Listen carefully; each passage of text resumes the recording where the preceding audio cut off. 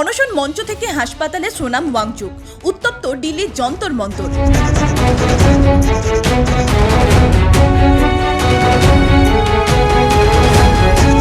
দিল্লির যন্তর মন্তরে টানা 20 দিনের অনশন। ক্রমশ অবনতি হচ্ছিল শারীরিক অবস্থার, দ্রুত কমছিল ওজন, দুর্বল হয়ে পড়ছিল শরীর।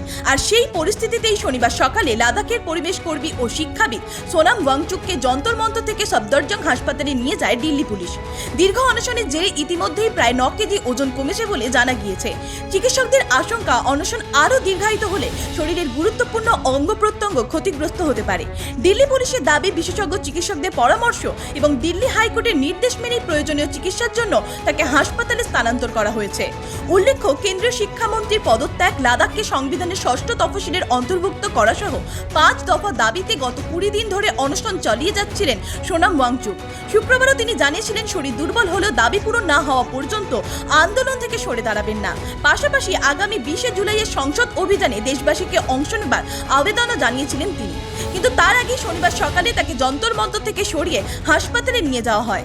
এরপরেই বিক্ষোভস্থলে নিরাপত্তা আরও জোরদার করে দিল্লি পুলিশ এবং আন্দোলনকারীদের শান্তিপূর্ণভাবে এলাকা ছেড়ে যাওয়ার আহ্বান জানানো হয়। এদিকে সোনাম ওয়াংচুককে হাসপাতালে নিয়ে যাওয়ার পর সেখানে পৌঁছান তার স্ত্রী গীতাঞ্জলি জে আংমো। তিনি হাসপাতাল কর্তৃপক্ষকে অনুরোধ করেন সোনামের সম্মতি এবং চিকিৎসকদের যৌথ সিদ্ধান্ত ছাড়া যেন তাকে কোনো ওষুধ বা ইঞ্জেকশন না দেওয়া হয়।